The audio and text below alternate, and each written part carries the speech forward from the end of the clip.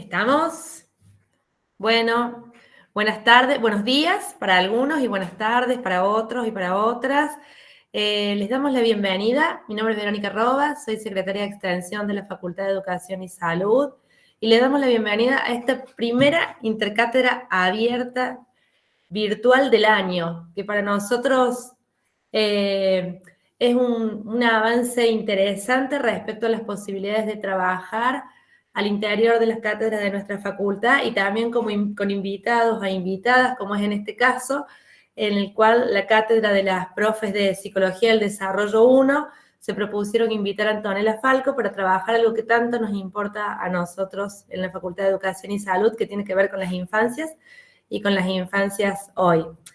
Les recordamos a todos que esta estrategia de la intercátedra abierta lo que pretende es tener un recurso que muchos van a poder disfrutar en este momento en vivo, con sus profes, articulando y haciendo preguntas y participando, pero también nos permite el recurso que nos va a quedar grabada y que entonces va a poder ser un material de estudio que nos va a poder acompañar en otras instancias cuando no fue posible estar de manera presencial. Yo directamente les doy la bienvenida. Estamos muy contentos. En este momento hay 134 personas conectadas, lo que es muchísimo para un lunes al mediodía. Es la verdad un número que nos asombra y nos pone, bueno, 137. Si sigo mirando el numerito me voy a pasar así el tiempo. Hay muchos inscritos en el formulario, lo que demuestra que ha generado mucho interés la propuesta y eso para nosotros nos da mucha alegría. Así que bueno, les doy la bienvenida, profe Eliana Basile, profe de la casa. Te cedo la palabra para que vos puedas presentar a la invitada y coordinar la mesa. Desde ya, muchas gracias a todos los que están presentes. Recuerden dejar los micrófonos apagados, salvo en el momento que la profe les diga que abrimos los micrófonos para preguntas, para que la cátedra sea lo más fluida posible. Muchas gracias por estar acá y por ofrecer esta oportunidad a nuestros estudiantes y a la comunidad educativa en general. Bienvenida, Antonella, y Eli, te dejo la palabra. Bueno, gracias, Vero. Muchas gracias por esa cálida bienvenida y gracias también por todas las gestiones que hiciste, vos, tu equipo y toda la FES, que es nuestra casa, que nos brinda esta posibilidad que, como les he dicho a todos los estudiantes de las cátedras de Psicología del Desarrollo de la Niñez y también de Psicología Dinámica, esta es una propuesta que traemos a los fines de contribuir como una pieza más, un eslabón más, en lo que pretende ser una formación con una perspectiva, con un miramiento hacia el sujeto, hacia la subjetividad, que lo contemple, ¿no? En este caso, Antonella nos trae una propuesta, una invitación a pensar la infancia en un contexto que es el actual y desde una mirada muy particular, desde una orientación que es la política. Y me parece justo, por eso tal vez ha sido convocante. Para mí es una enorme alegría, Anto, tenerte acá. Hace mucho tiempo que quería que estuvieses. Es una alegría doble. Por un lado, a todos, a todas, que Antonella es alguien que ha estudiado mucho, es egresada, es licenciada de la Facultad de Psicología, se egresó por allá por el 2010, y también es magíster de la maestría en teoría psicoanalítica lacaniana. Ha hecho una tesis que me invito a decir, más que me invito, me autorizo a invitarte públicamente, Anto, a que la presentes en otro espacio aquí en la FES, porque es una tesis que, es más, con la Vero hemos hablado de esto previamente, es una tesis que nos habla de la construcción del cuerpo, ¿no? Que es preciosa. Bueno, ya va a haber ocasión para eso, la invitación está hecha, ya veremos en qué momento de tal vez el segundo cuatrimestre lo hacemos, lo concretamos, pero va a ser una alegría tenerte también para eso. Y bueno, hoy la propuesta es esta, es abrir este espacio para pensar la infancia y como les decía a todos los presentes y quienes todas, porque a ver, quiero decir una cosa, aquí son casi 200 los que están conectados, pero muchos estudiantes no pueden estar conectados porque están en otras materias y en otras actividades en este horario. Muchas de las cátedras van a ver esto grabado, así que somos muchos más de los que estamos y a ellos también quiero traerlos porque también están presentes aunque no estén aquí con nosotros. Pero bueno, decirles también de que esa formación, les comentaba, de Antonella es de un compromiso muy grande y por eso mi alegría no queda allí con esa tesis que les conté, sino que también tiene que ver con lo que nosotros, los que nos formamos en psicoanálisis, entendemos que tiene que ver con la verdadera formación de un analista y que nos remite a un trípode, ¿no? Al trípode que constituye la ética del psicoanálisis, ¿no? Que en parte es la formación y el estudio, por otro lado la práctica clínica ligada al control de los casos, pero también esa otra pata que une sus raíces en el propio análisis, en pensarse a uno mismo, y que también hay que decir, ¿no? En relación a lo que hoy nos convoca, en cuestionar a ese niño que somos hoy, ¿no? Y digo esto para vincular a esto que vamos a pensar, no como la infancia en términos de aquello que fue, sino en algo que no tiene un tiempo necesariamente, ¿no? Para el psicoanálisis, la infancia, el sujeto, como, bueno, con tiempos lógicos. Algo que lo voy a decir así, casi como rapidito, casi como, ¿no? Para después empezar a desandar esas palabras, para pensarlas, para entenderlas. Bueno, no quiero explayarme mucho más, simplemente dejar lugar a Antonella, bueno, que también quiero decir, es una íntima amiga mía, así que mi alegría, además de todo lo que se ha contado, es también por eso, y le doy una cálida bienvenida. Gracias, Ando, por estar acá, gracias por acompañarnos. Estás con el micrófono apagado, me parece.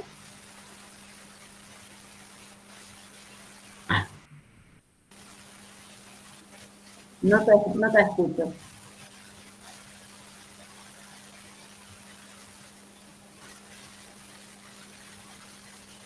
No se te escucha.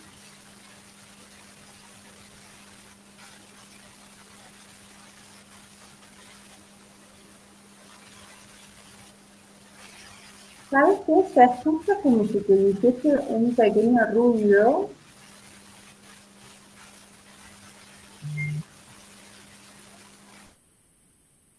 Ahí se silenció el ruido, no sé si vos seguís escuchando, ¿te quedaste helada?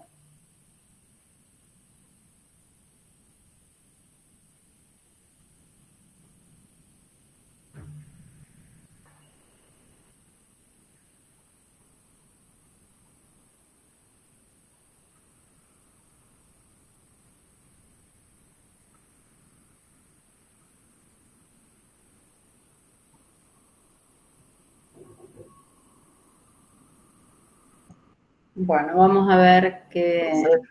estamos en algunas dificultades técnicas. Eli, capaz que tienen que probar Sí, yo lo que salir. hice, la designé como anfitriona para que ella pueda habilitar el micrófono. Bien, Ya está habilitada. perfecto. Igual me parece que se quedó frisada en este Sí, momento. está como sin señal.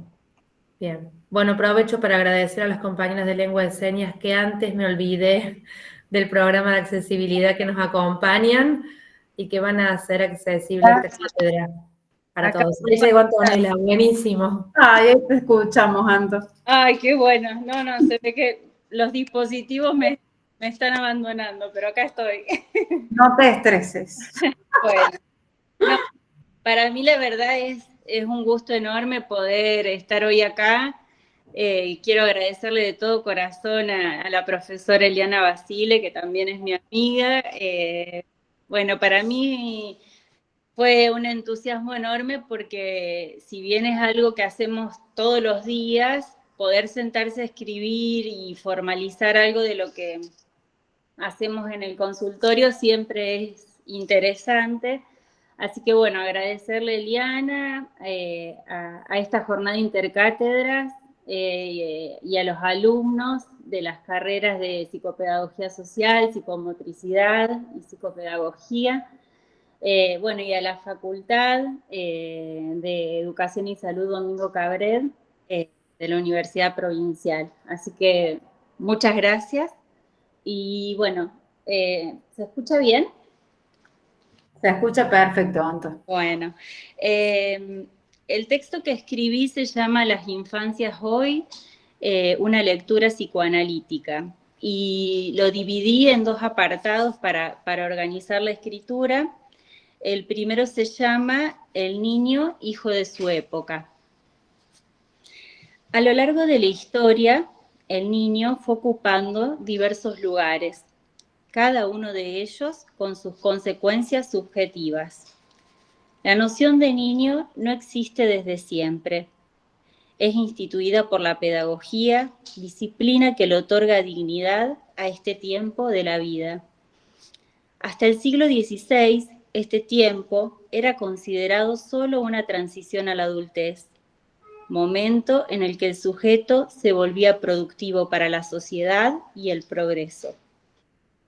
Las dificultades en relación a la crianza y a la salud condicionaban el afecto y el apego que se tenía hacia los niños. Es a partir del siglo XVIII que se comienza a forjar el concepto de niño, con el desarrollo de la ilustración y la pedagogía. Ello da cuenta cómo la concepción de infancia está en íntima relación con el contexto histórico desde el cual se la aborda. A partir del siglo XX, Sigmund Freud, creador del psicoanálisis, aporta respecto a la vida infantil conocimientos que tendrían el estatuto de un acontecimiento, ya que marca un antes y un después respecto de cómo pensar al niño. Descubre aspectos estructurales de la vida anímica que están presentes desde la infancia. En su texto, Tres ensayos de teoría sexual de 1905, más allá de la moral victoriana de la época, aporta un dato inédito, la sexualidad infantil, dando a conocer que los sujetos, desde el inicio de la vida, portan pulsiones. Por tanto, un cuerpo sexuado. Describió los distintos estadios del desarrollo libidinal: etapa oral, anal, fálica, periodo de latencia y genital. Estas zonas erógenas son fuentes de satisfacción que en un segundo tiempo, vía el desplazamiento, pueden ser sede del síntoma. También definió al niño como perverso polimorfo, en tanto que encuentra diversas formas y vías para satisfacer sus pulsiones. Por tanto, aporta una mirada que resta romanticismo a la infancia y le otorga al niño la dignidad de ser desde el inicio un sujeto sexuado. Ampliando la mirada, ya que hasta el momento se lo abordaba solo considerando sus aspectos cognitivos, desconociendo la riqueza de la vida anímica. Freud pensaba al niño en la estructura familiar como aquel que portaba el ideal de los padres. Lo llamaba su majestad del bebé. El niño era efecto de la familia y del nombre del padre, operador de la ley que regulaba la distribución de los lugares, los cuerpos y los goces. En la actualidad, este lugar y función se ha visto modificado con el avance de la ciencia y el capitalismo. No solo ha cambiado el lugar del niño en la familia, sino que se han posibilitado diversas formas de hacer familia. Éric Laurent plantea que el niño es quien crea la familia. La familia hoy se constituye en torno al niño y ya no es el niño un efecto de ella. Por tanto, cumple la función de ser el condensador de goce de la familia. En la actualidad hay una asimetría en la relación de los padres y los niños, relación que produce tensión, ya que fácilmente se cae en la trampa del registro imaginario, por tanto, agresivo. Esto lo escuchamos mucho en los consultorios cuando los padres, lejos de poder regular los berrinches y desbordes, se desbordan junto a los hijos, cuando no también arman su propio capricho. La prohibición y los no son temidos por los padres, entonces los desbordes no cesan. Ello testimonia el debilitamiento del nombre del padre, operador que funcionaba poniendo límite al goce, regulando el cuerpo del niño. Otro apartado. Los síntomas de ayer y los síntomas de hoy. En este punto me interesa transmitir algunas aproximaciones sobre los síntomas, los sufrimientos de los niños. Actualmente se presenta a la consulta lo que voy a llamar síntomas clásicos como miedos, fobias, enuresis, encopresis, pero también síntomas que podríamos nombrar como actuales. Cuerpos desregulados, crisis de angustia, dificultades en la adquisición del lenguaje, dificultades en la separación, adicción a las pantallas, niños yoicos, de los que Adela Fried denominó como niños amos. Es importante, cuando recibimos a un niño, poder preguntarnos qué función cumple el síntoma en la vida de ese niño, ya que el síntoma, como nos enseña Freud, ya es un trabajo del inconsciente. Por tanto, tenemos que ser cautos de no caer en lo que Freud llamaba el furor curandis, esto de querer que se le pase rápido y darnos tiempo para ubicar el uso que tiene dicho síntoma. Si bien los síntomas clásicos se sostienen en el tiempo, tenemos que pensarlos en niños de esta época. Muchas veces nos encontramos con niños cristalizados en el plano de lo imaginario, con ficciones muy lábiles o por el contrario, muy absolutas, lo que hace que los síntomas tomen el cuerpo sin una narrativa dialectizable, dejando en primer plano la angustia. El filósofo Gerard Bachmann, en su libro El ojo absoluto, contextualiza la contemporaneidad como la época del predominio de la mirada y propone hablar del niño imagen, niño concebido bajo el imperio de la mirada. Considera que tiempo atrás el pequeño ser era apalabrado por el otro. Se lo hacía presente mediante la acción, mediante el decir. Hoy, en cambio, pareciera que lo que no es visto no existe. Hay que verificar cada vez por medio de la imagen su existencia. Por tanto, al feto ya no se lo imagina, se lo mira. Esto produjo un cambio radical, ya que el pequeño no solo es esperado por el tesoro de los significantes, sino, al decir del autor, también es esperado por un gran baño de ojos, un mar de miradas. Sabemos que la mirada tiene varios usos: reconocer, investir, libidinizar, pero también controlar, cuantificar, comparar. Podemos entonces preguntarnos, ¿qué efecto tiene esto en los niños? Una de las consecuencias más notables es en relación a la construcción del propio cuerpo y también en el desarrollo del lenguaje. Hoy recibimos niños con los cuerpos agitados, niños que se ponen en riesgo, que no tienen dimensión del peligro o con fijaciones libidinales graves. Para habitar el cuerpo, para poder apropiarse de él, es necesario el desarrollo del estadio del espejo. Este proceso se juega en el registro de lo imaginario, pero también interviene el registro simbólico, que nombra y da estatuto al cuerpo del hablante. Hoy, en dicho proceso, no solo interviene el otro, sino también las pantallas. Pero las pantallas no devuelven una gestalt, sino que más bien producen un efecto de encantamiento, adormecimiento.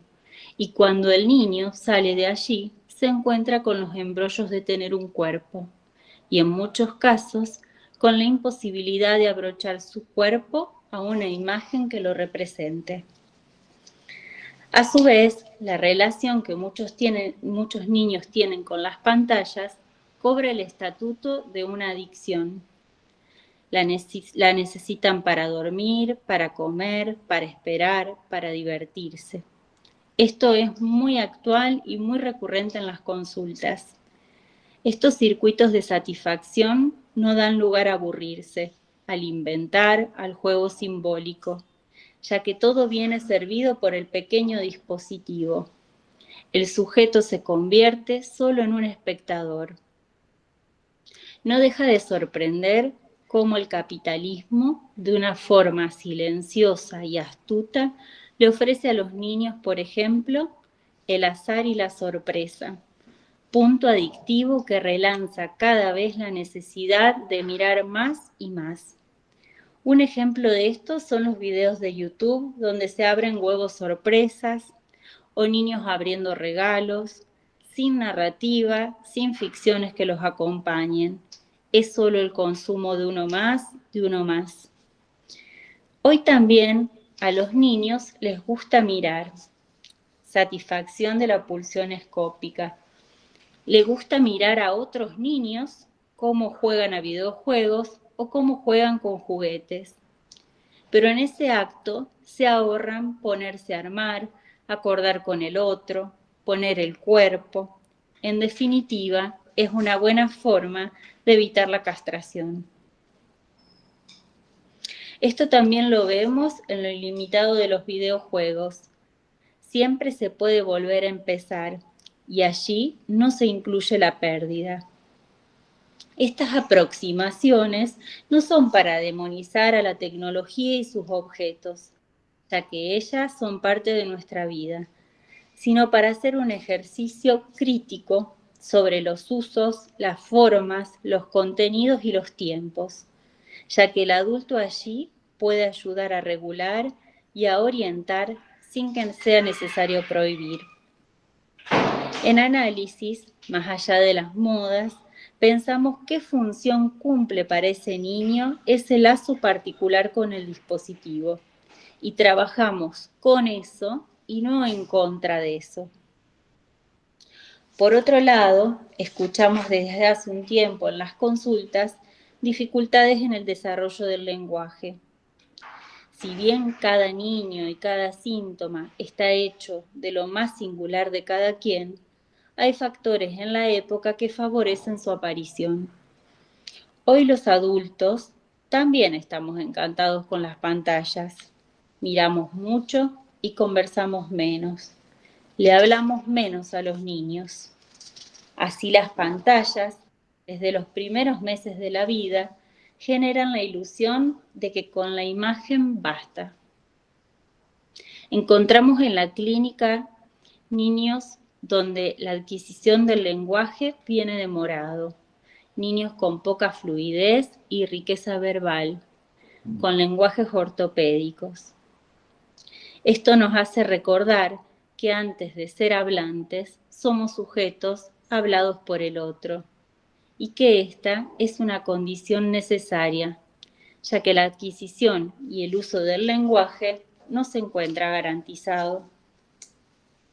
El psicoanálisis de orientación lacaniana considera que el niño es un sujeto de pleno derecho y correlativamente también es responsable de su goce. Cuando pensamos en términos de responsabilidad, allí implica una elección. Esta perspectiva abre la posibilidad de que un niño pueda trabajar su padecimiento en un análisis, ya que él se encuentra implicado en su sufrimiento, aunque a priori no lo sepa. Trabajar con las infancias permite muchas veces poder intervenir cuando aún no se han cristalizado ciertos circuitos de satisfacción. El analista argentino Alejandro Daumas nos enseña de una preciosa manera que el análisis, pero también me gustaba pensarlo en las carreras que ustedes están cursando, psicomotricidad, psicopedagogía y pedagogía social, leo que tanto el análisis como estas carreras le pueden otorgar al niño la posibilidad de construirse un antidestino, es decir, de poder darle otro rumbo a eso que viene aconteciendo, alojar el sufrimiento del niño y su singularidad, darles la mano y acompañarlos, uno por uno, en ese recorrido y en esa construcción de un otro destino posible. Bueno, muchas gracias. Muchas gracias, Anto. Hermoso. Gracias. Traído.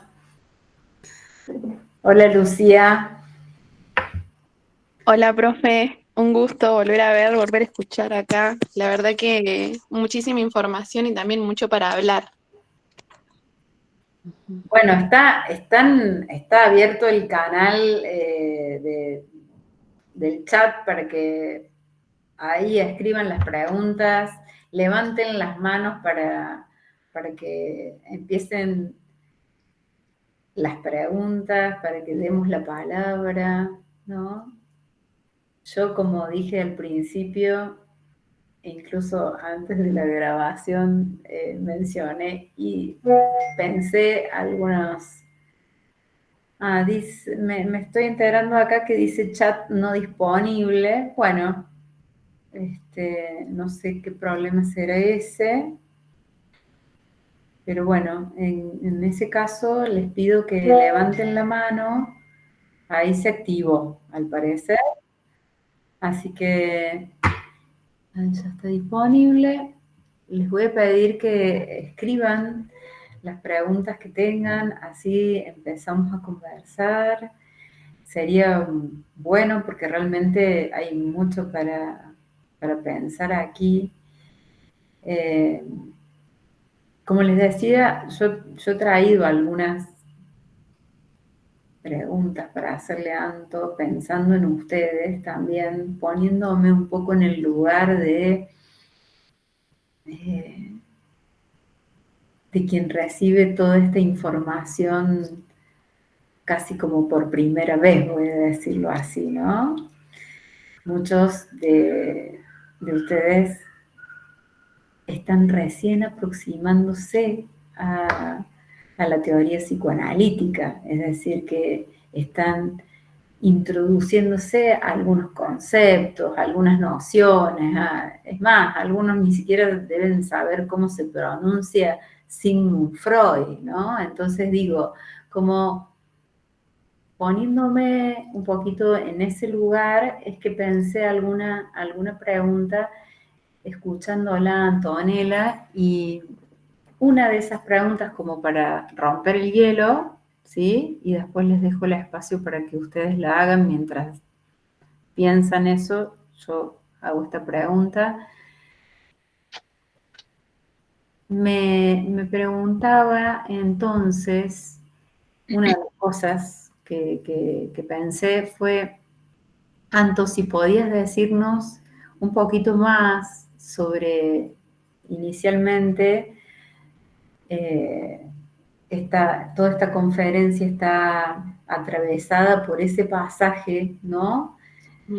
Que se hace entre el niño como efecto de la familia, es decir, el niño de la época victoriana, podemos decir, el niño que pensó Freud, el niño del cual nos habló Freud, y el niño actual, el niño de hoy, la infancia actual, es decir, el niño como fundador de la familia, ¿no?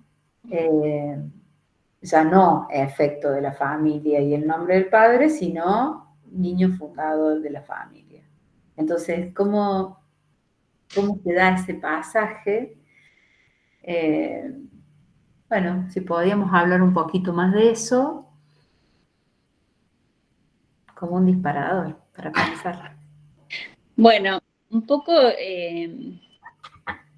bien, hay muchos años entre el niño freudiano de 1900 y el niño de hoy, pero sirve el contrapunto un poco para poder ubicar las coordenadas. Digamos que el niño freudiano era un niño que estaba atravesado claramente por la ley, sabía qué se podía hacer, qué no se podía hacer. A lo sumo, inventaba algunas estrategias para sortear eso, pero estaba muy claro, estaba muy delimitado qué se podía, qué no se podía. Y justamente era un niño que venía como efecto del matrimonio. eh, entonces, eso, primero se fundaba la familia y el niño era un efecto de ello.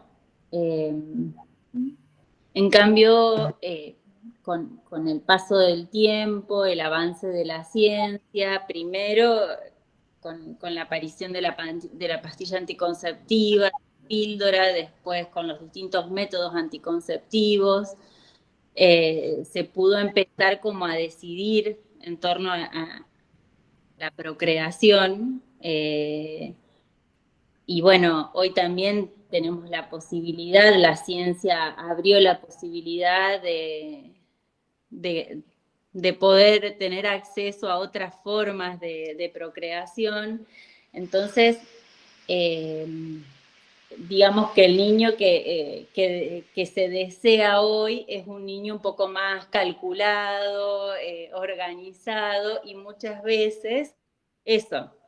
No quiere decir que en todos los casos, pero en muchos casos hoy es el niño el que, dice Eric Loran, organiza la familia. A partir de la llegada de un niño se funda una familia, sabiendo que hoy tenemos posibilidades de eso, ¿no? De múltiples familias, que bueno, una forma de nombrarse hoy es bajo el significante, es un nuevo significante que surge, que es el de parentalidades, ¿no? Es como una nueva forma de hacer familia, y los niños de hoy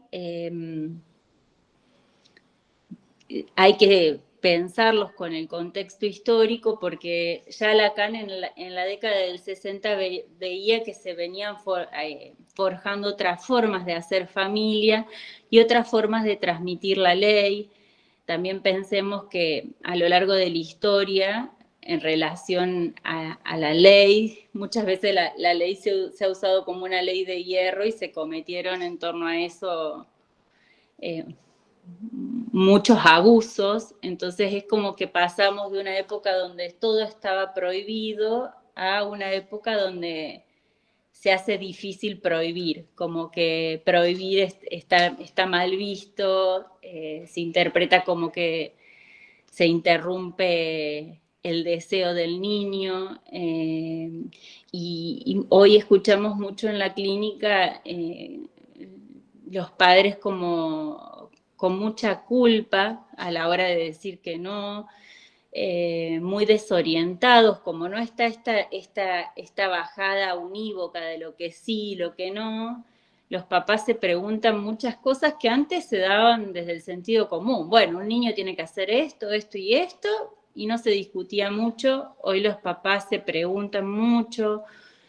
A su vez, las distintas disciplinas que trabajamos con la infancia también.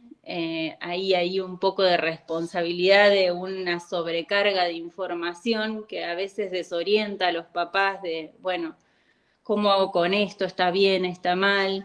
Entonces hay también como de parte del adulto una desautorización y un miedo. Y eso hace que muchas veces terminen consultándole al niño. Entonces, bueno, eso le da al niño otro lugar en la familia, en la sociedad, y a veces es un lugar que a los niños le queda grande porque ellos también se están constituyendo, y a veces los adultos no tenemos claros, menos ellos, qué se puede, qué no se puede, hasta dónde le va a venir bien. Entonces, bueno, digamos que el niño freudiano era un niño que estaba muy orientado, y el niño actual, no voy a decir que es un niño que está desorientado, pero muchas veces se encuentra obnubilado, no sabe bien para dónde. Y bueno, en eso, bueno, aparecen estos síntomas que son más de esta época, si bien los síntomas clásicos siguen existiendo, pero como decía en el trabajo, bueno, son síntomas clásicos, pero con niños contemporáneos. Bueno, ahí veo, Anto, que se nos van sumando algunos comentarios acá por el chat. Ajá. Abril deja aquí una pregunta en relación al lenguaje ortopédico, ¿no? Se pregunta ella, ¿qué significaría esto? Dice, ¿a qué te referís con lenguaje ortopédico? Uh-huh. Bien. Luego, si querés te leo algunas cositas más y Claudia nos dice, muchas gracias, muy clara la exposición, qué fuerte la definición de antidestino. Uh-huh. Me queda la duda de haber entendido la relación de la castración con la adicción y el niño que le gusta mirar a los otros jugar. Ajá. No sé si termino yo misma de entender lo que pregunta, pero bueno, te lo leo. Vemos si la podemos responder. Si Claudia quiere hacer algún comentario, levantar la mano, está más que disponible esa posición, esa posibilidad que es. Y Agustina dice, buenas, una pregunta muy frecuente es, ¿cómo poner los límites a niños, incluso en una situación en donde corren peligro? Uh-huh. Bueno, no sé si alguien levantó la mano o entró al chat. Bueno, no veo. Bueno, empiezo un poco a contestar. Bueno, primero agradecerle a Abril la pregunta. Bueno, cuando hablo de lenguaje ortopédico, me parece importante como remitirnos un poco a lo que Lacan habla. Lacan dice, cuando un sujeto nace es un cachorro humano. A partir de que somos apalabrados por el otro, se produce algo que él llama el traumatismo de la lengua, que es cuando ingresa el lenguaje en el cuerpo y eso deja marcas Dice, en un primer tiempo existe la lengua, todo junto, es un concepto que Lacan desarrolla, la lengua todo junto, dice, ese es el primer tiempo del laleo, donde hay una satisfacción, pero todavía no es un lenguaje que sirva para la comunicación. Para poder entrar en la cultura y en el lenguaje normativizado, es necesario poder pasar por la castración, es decir, que algo de esa satisfacción que produce el laleo se pierda, se resigne y se entre en el lenguaje, en la lengua materna y en el lenguaje que sirva para la comunicación.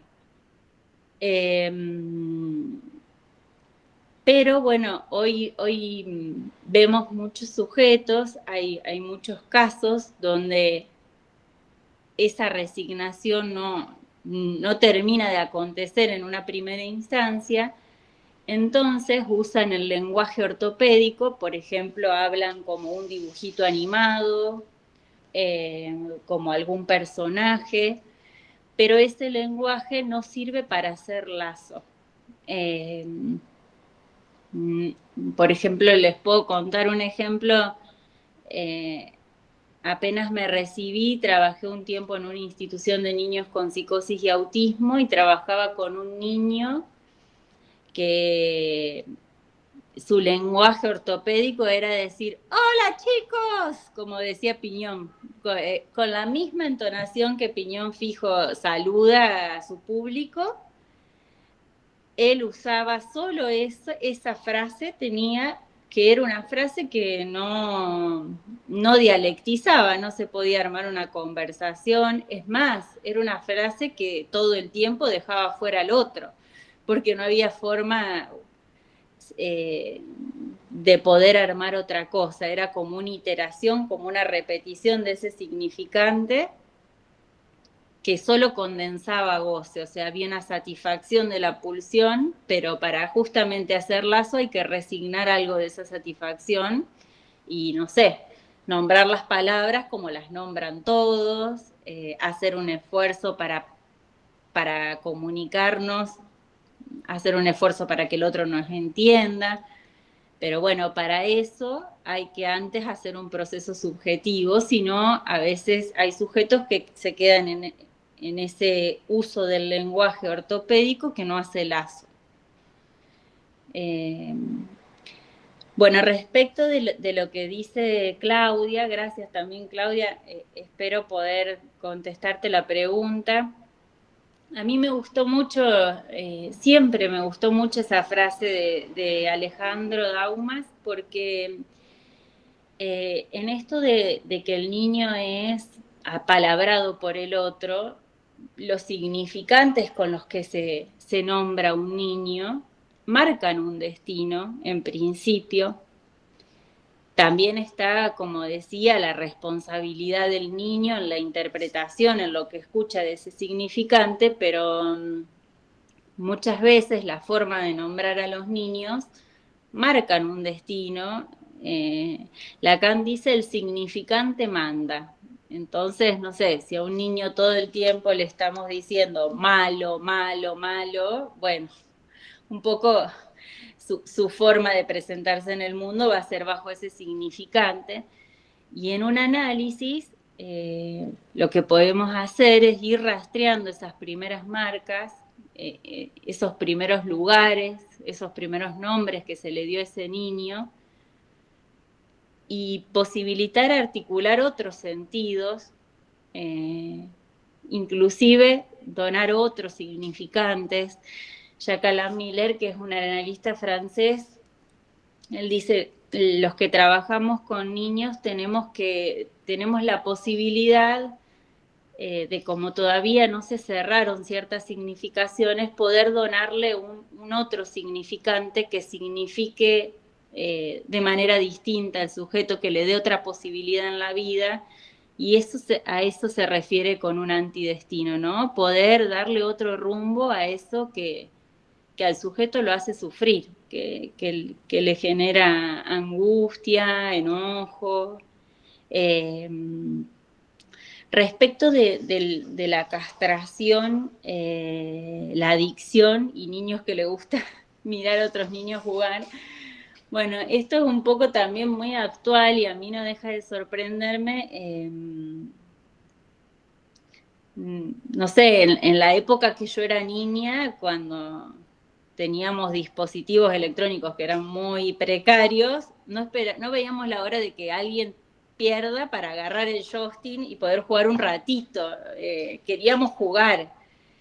Ahora los niños pasan horas mirando a otras personas jugar. Me cuentan los pacientes que se meten en YouTube y ven cómo tal jugó al Minecraft, cómo tal juega Roblox, sin jugar. O sea, es solo mirar. Lo mismo esto, ¿no? Hay videos en YouTube donde hay niños donde abren un regalo tras otro y es solo eso, es un regalo y otro regalo y otro regalo. O también hay videos donde se ven los muñequitos y se ven que son manos de adultos que juegan con muñecos o niños que son filmados por los padres jugando, y a los niños les gusta mirar eso, les gusta mirar cómo juegan otros niños. Y me parece que sí, que en algún punto es una forma de evitar la castración, porque es quedar solo en el plano de la mirada, y cuando uno juega y no sé, y arma un juego y arma la casita, y bueno, a veces no llegó a armar la casita y se tiene que terminar porque viene la amiguita, porque lo vienen a buscar, y bueno, ahí hay una castración, hay un corte, algo se pierde. En el registro de la mirada es difícil que algo se pierda. Y respecto de la adicción, me parece que este condimento que es propio del capitalismo, de todo el tiempo ver qué va a suceder después, qué va a suceder después, hace que esas ganas de mirar sean inagotables. Bueno, YouTube es una muestra de eso, ¿no? Siempre hay un videíto más que se puede mirar. Creo que fue a principios de los 90 que empezaron a surgir los canales para niños. Antes había 3 veces al día algún dibujito y empezaba y terminaba, y bueno, cuando se terminaba, es más. El tele mandaba a dormir a los niños, decía horario de protección al menor y los niños se tenían que ir a dormir a tal hora. A partir de los 90 que surgen los canales infantiles, se hace una cuestión ilimitada y después a eso se anexan los dispositivos móviles, los celulares, el internet. Entonces se hace más complejo el poder parar y bueno, y para el niño diría que es casi una imposibilidad si no está la intervención del adulto. Bueno, espero haber podido responder la pregunta de Claudia. Y Agustina me preguntaba cómo poner límite a los niños. Bueno, es una pregunta súper difícil. Agustina, creo que es una construcción cada vez. Nosotros en psicoanálisis no creemos en la psicoprofilaxis, no creemos que haya ciertas cosas que pueden evitar tal otras, pero sí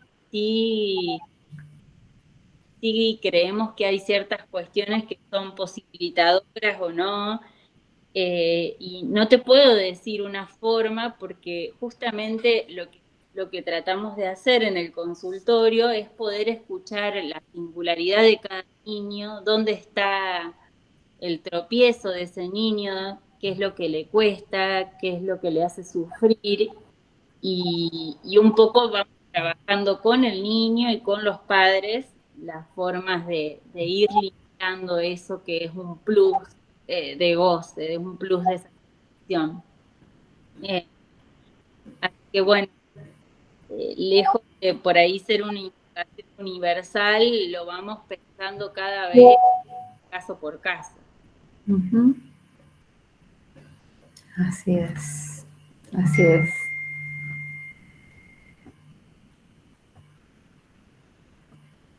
Bueno, te digo algunas preguntitas más. Bueno, Ahí hay una pregunta levantada, ya le damos la palabra. Dice, ¿qué lugar toma el psicoanálisis en cuanto a las dificultades específicas de aprendizaje? Bueno, una pregunta bastante amplia, diría yo. Luego tenemos otra pregunta, ¿las generaciones infantiles tienen la probabilidad de empeorar o mejorar futuramente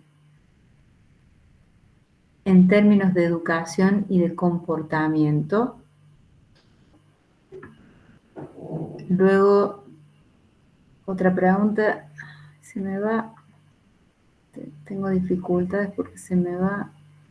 Eli, ¿me puedes volver a leer la última que voy a anotarla? Sí. Las generaciones infantiles tienen la probabilidad de empeorar o mejorar futuramente en términos de educación y de comportamiento.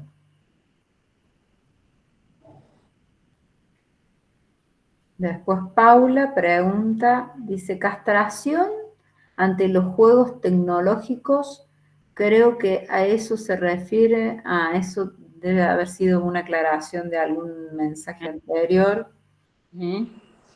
Después Valentina dice, ¿es correcto decir que al usar el plano de la mirada es jugar para el niño?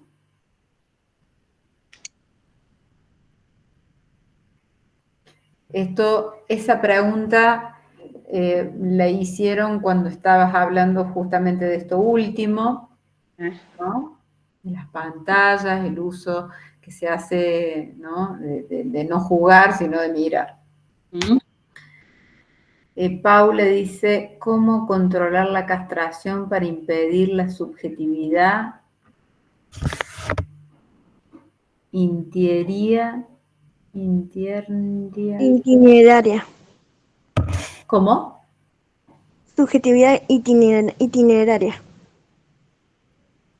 ¿Itineraria?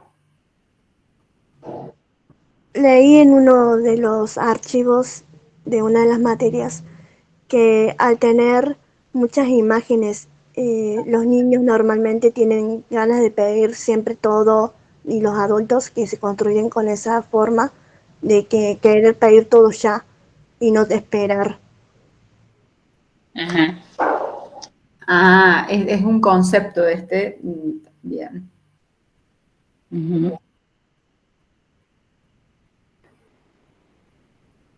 Puede ser, dice Perla, puede ser que el hecho de que los padres no pongan límites que les cuesta decir no se deba a no querer repetir antiguos modelos de crianza. Y Daira, creo que esta es la última, no es la última. Daira dice, hola Antonella, muy interesante lo que comentás.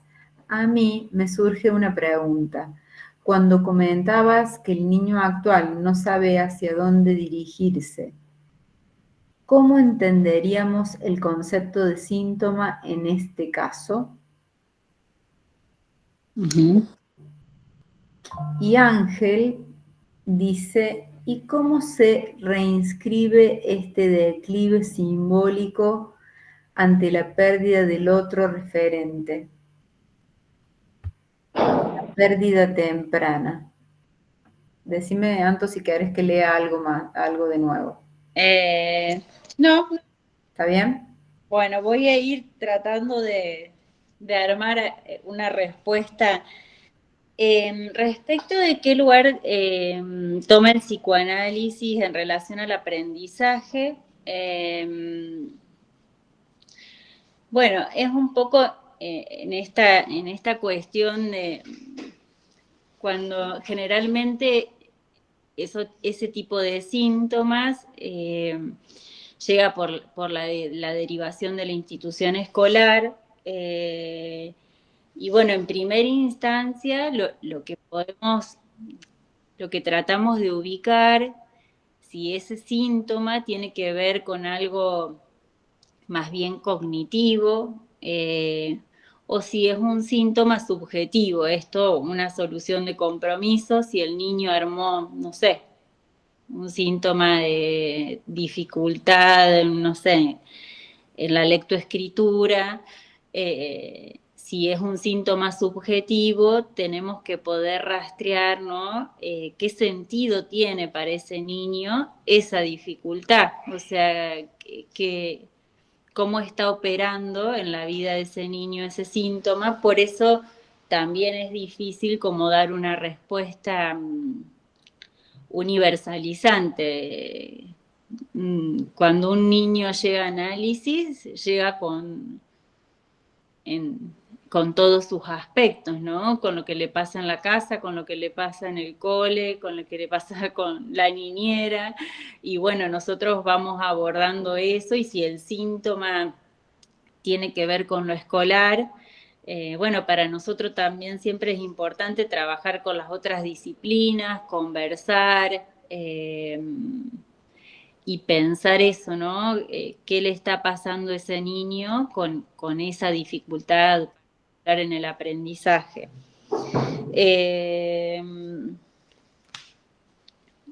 A ver, respecto de lo que decía Paula, bueno, ese concepto, Paula, no lo conozco, pero sí puedo acordar con vos en esto de que, bueno, hoy la época nos hace vivir en una aceleración que, bueno, no solamente a los niños les cuesta esperar, a los adultos también nos cuesta esperar. Enseguida queremos sacar el omitir de YouTube o poner el audio para que vaya más rápido. O sea, vivimos en una época donde todo un poco el tiempo se fue acelerando. Y bueno, el capitalismo tiene la capacidad de ir ofreciendo alternativas cada vez, por eso es muy difícil eso, y no le pasa solamente a los niños, nos pasa también a los adultos, habitar el momento, disfrutar de, no sé, de un juego o de un juguete, bueno, enseguida hay otro y otro y otro más, y es difícil. Ahí me parece que el adulto también tiene que ir ayudando a armar paréntesis y decir, bueno, ahora estamos con esto, disfrutamos de esto, damos tiempo de armar un juego, de jugar un juego, eso que antes parecía tan orgánico a la infancia, que era el jugar, hoy no está tan a la mano de los niños. O sea, es más, en el consultorio muchas veces hay que invitarlos a jugar cuando antes los niños entraban y jugaban. Pero bueno, me parece que tiene que ver con eso, ¿no? Con que hay un gusto por mirar, un gusto que se recorta en el plano imaginario, y lo simbólico, lo que tiene que ver con el armar, con el ficcionar, con el crear, con el hacer como si, hoy está un poco más obstaculizado. No quiere decir que no, que los niños no jueguen, sí arman historias, sí arman ficciones, pero hay que ayudarlos. Por más que hoy está todo disponible, me parece que hay como una cierta cristalización en lo imaginario que hace que haya que invitarlos a jugar, a armar, a fantasear.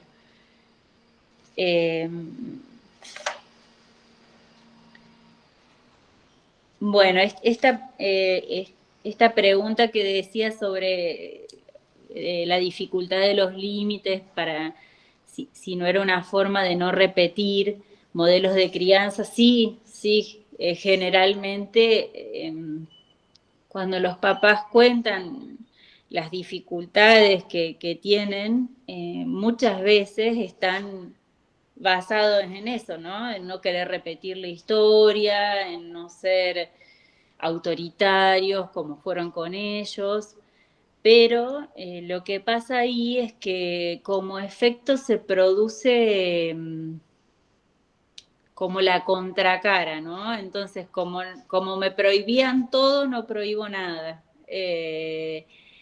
Y es lo mismo, porque se lo deja al niño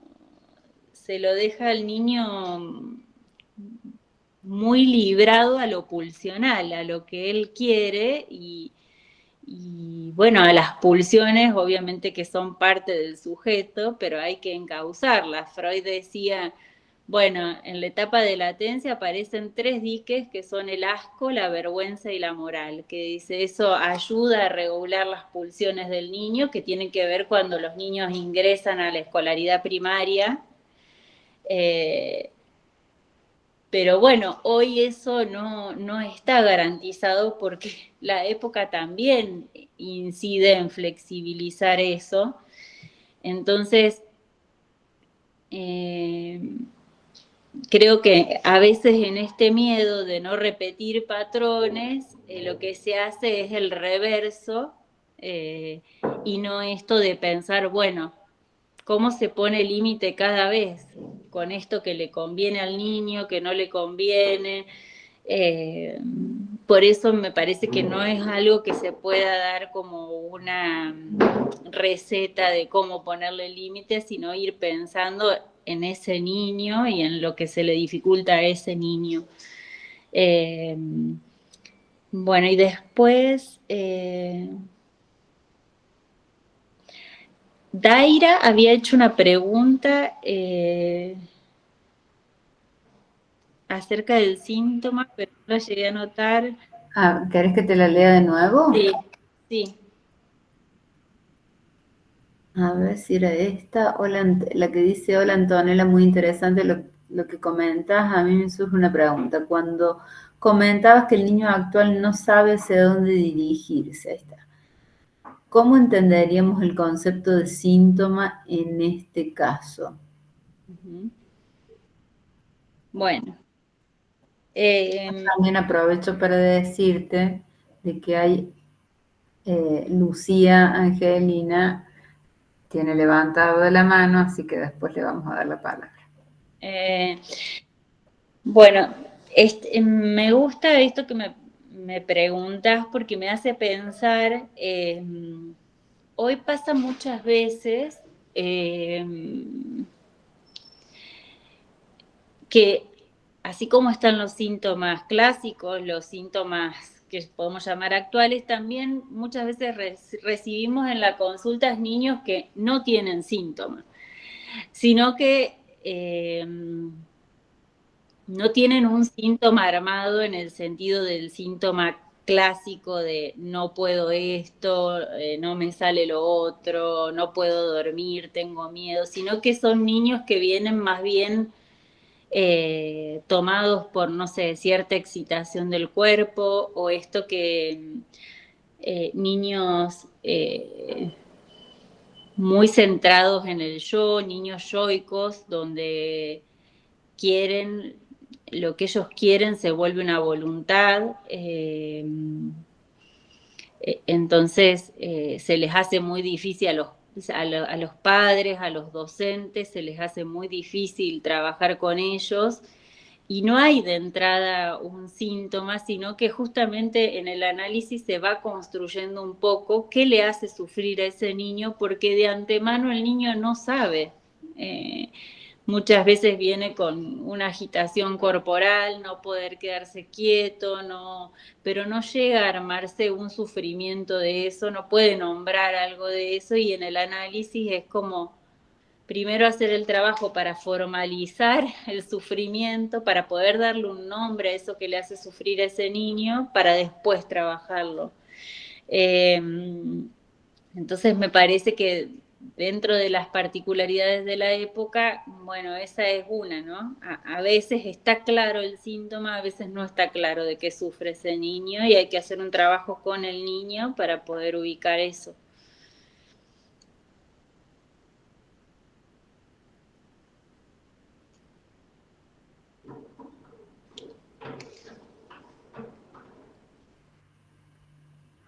Bien. ¿Me escuchan bien? Sí. Ah, porque se me había quedado como todo congelado. Bueno, Lucía, ¿estás ahí? Sí, estoy acá, muchas gracias.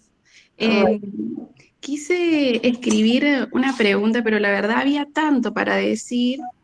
Yo soy egresada de la Facu, psicomotricista, y la verdad es como súper importante, me parece, transmitir para, y resaltar esto que decías vos, Antonella, de que estamos como actualmente en este momento cultural, social, como en esto de lo inmediato, ¿no? No solamente los niños, sino que son padres, son madres y también somos terapeutas que de repente entramos en esa lógica, somos analistas, practicantes en análisis, que entramos como sin querer en esa lógica de lo inmediato y que muchas veces sucede cuando recibimos a familias que nos olvidamos, o sea, vamos directamente a esta demanda que no sabemos muy bien de quién es, de dónde viene, o si bien si sabemos, no tenemos como bien en claro lo que tiene que ver con el niño propiamente, y me parece importante como esto de poder en estos momentos como transmitir a las familias de repente estas que vienen con tanta ansiedad de lo inmediato,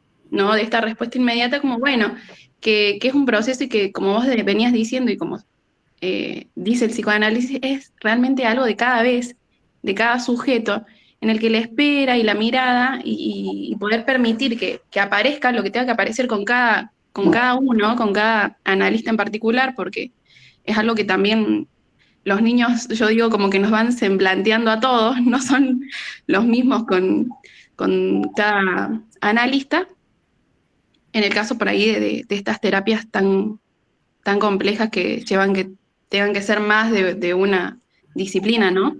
Eh, Eso como parte de, nada, me parece súper importante resaltar esto que dijiste. Y segundo, me quedé pensando en estos niños yoicos, eh, que vos decías que, bueno, que no hay palabra de por medio, entonces pasan directamente a la angustia.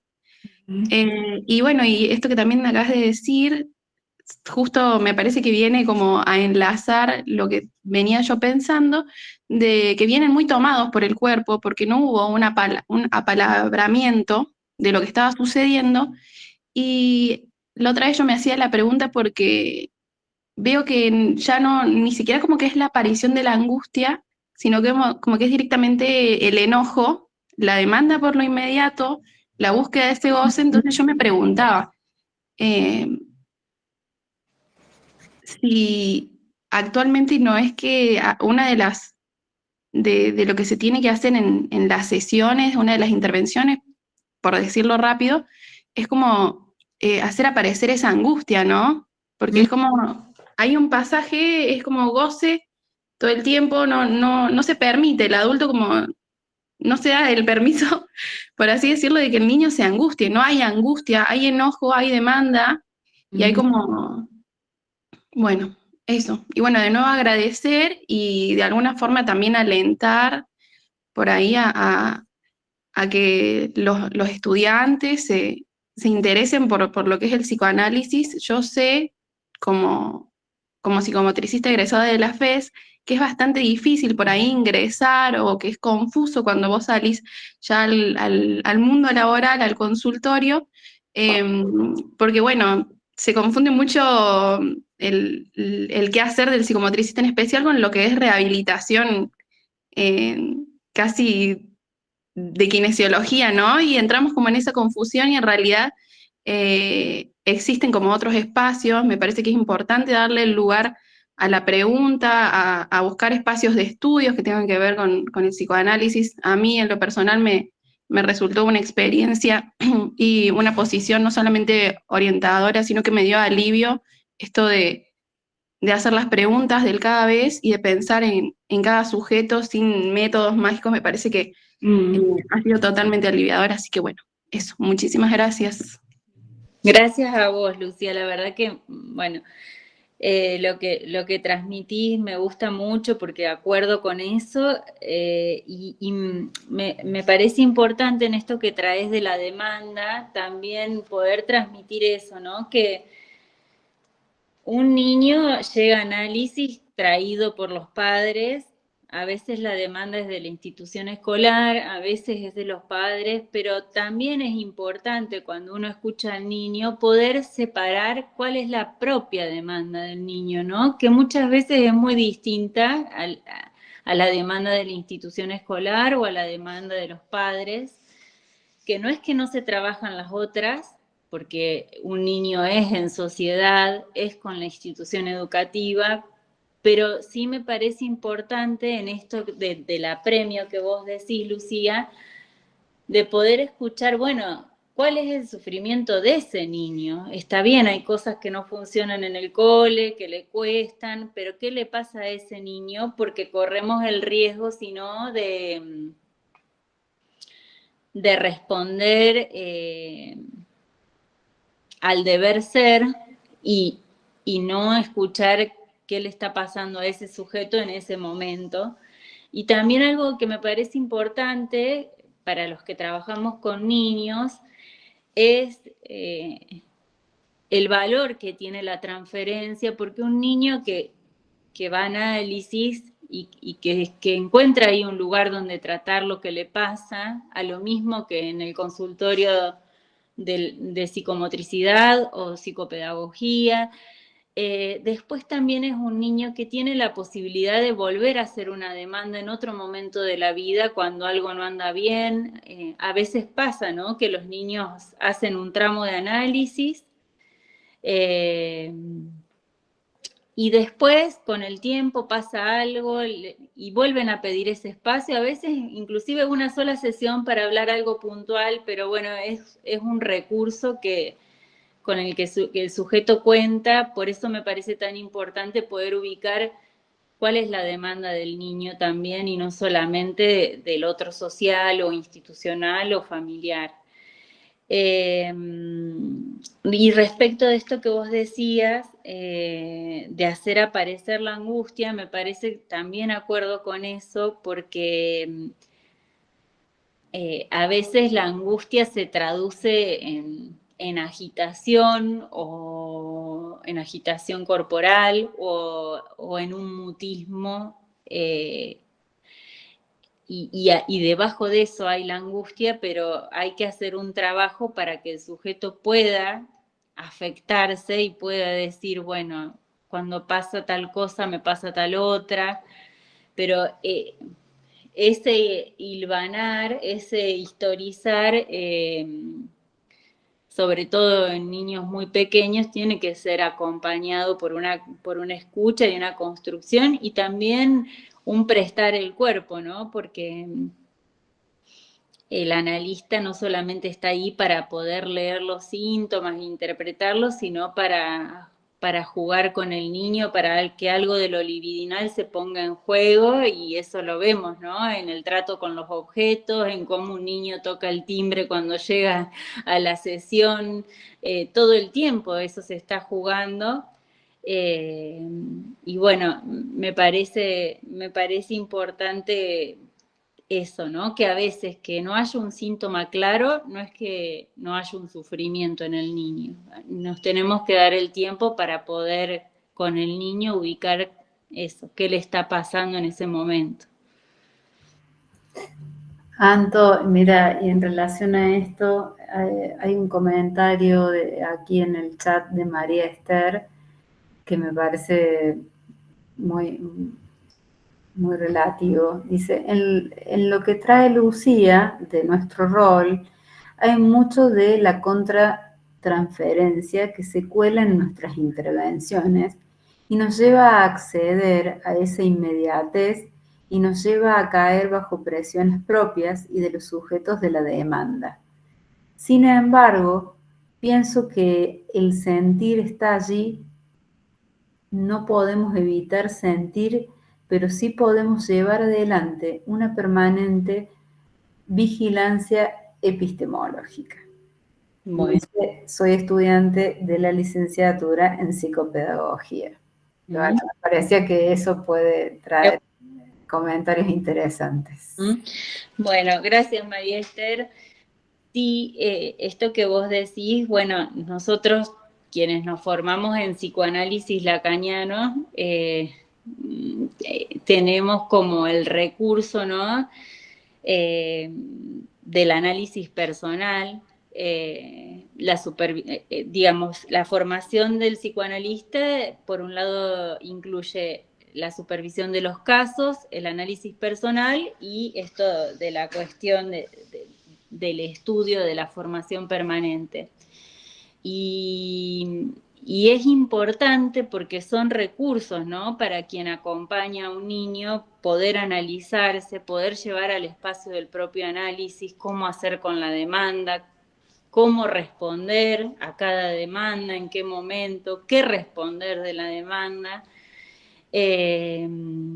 No es que no nos aparezca la contratransferencia, pero lo que hacemos es tratar de trabajarla en estos espacios, por un lado en el propio análisis y por otro lado en la supervisión de cada caso para pensar, bueno, qué es conveniente, ¿no? ¿Qué es conveniente para cada niño? Recuerdo hace unos años acompañaba a un niño que tenía 5 años, pasaba primer grado y en febrero recibo un llamado de la docente de primer grado que quería un informe para saber del niño y para saber cómo acompañarlo. Entonces yo le dije que me parecía importante que nos juntemos a charlar, pero en principio me parecía importante que ella se pueda encontrar con el niño y que ella pueda conocerlo y pensar una forma de acompañarlo, porque no hay la forma de acompañar a un niño en su sufrimiento. Se va tejiendo cada vez con el niño y tal vez si uno responde rápido a esa demanda, coagula las interpretaciones, los lugares, las posibilidades. Entonces, no es que nunca se va a escribir un informe, sí, pero hay que ver cuándo es conveniente escribir el informe. Cuándo es conveniente para el niño y también para la docente, porque no está bueno que la docente arranque en marzo con una idea de ese niño y no se dé la posibilidad de que se produzca el encuentro con ese niño. Entonces, sí, creo que es un trabajo arduo el de poder pensar cómo hacer cada vez con la demanda. Inclusive en un mismo caso, con un mismo niño, cuándo es conveniente responder a esto, cuándo es conveniente esperar, cuándo...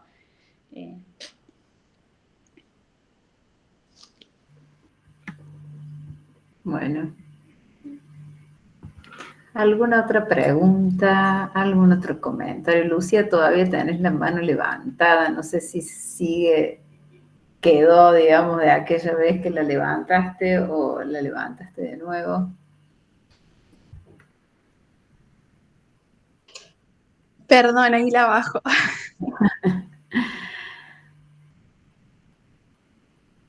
Bueno, ha sido muy fructífero, me parece, todo lo que nos ha traído Anto, todas las preguntas que han ido surgiendo. Quedan en el tintero muchísimas más. Yo tenía para hacerte muchas, pero viendo y considerando el horario, me parece que es momento de ir dándole un cierre a este encuentro que ha sido hermoso. Espero que así lo haya sido para todos. Ahí veo que está la profe Mayra Sánchez agradeciendo. Ahí dice gracias Antonella por la visita, saludos y gracias también a quienes se sumaron. Mayra también es, como digo, profe de Psicología del Desarrollo, de distintas carreras también. Una de las que ha gestado este encuentro. Nosotros todos los años proponemos una instancia de este estilo con todo el equipo. Algunas de las profes no están acá, pero por una cuestión de horarios, ¿no? Pero todas formamos parte del equipo y todas, bueno, hacemos esto. Todas te saludamos, Anto, todas estamos contentas con que hayas participado, estamos felices de... A ustedes. Para mí fue súper enriquecedor, desde sentarme a poder transmitir algo de lo que hago en el consultorio, hasta las preguntas que me hicieron me ayudan a pensar y bueno, la idea siempre es seguir preguntándose, investigando y bueno, obviamente también en el propio análisis ir despejando las dificultades bueno, para ir acompañando a los niños en su desarrollo. Bueno, acá hay muchos, imposible ir leyendo todos los saludos que tenés, porque se van corriendo así, pero bueno, te agradecen, te Gracias mandan a todos saludos. por estar presentes, ¿no? Por ser parte de esto. Sí, y bueno, todo el material que nos has dejado va a ser material de estudio para nosotros, esto va a quedar grabado, así que seguramente vamos a usar esto para nuestras cátedras, para seguir trabajando, para generar actividades en los estudiantes y seguir así, estudiando y aprendiendo de vos, de lo que nos has dejado y pensando. Gracias. Gracias a ustedes. Te mandamos un abrazo fuerte, fuerte, fuerte. Gracias a todos.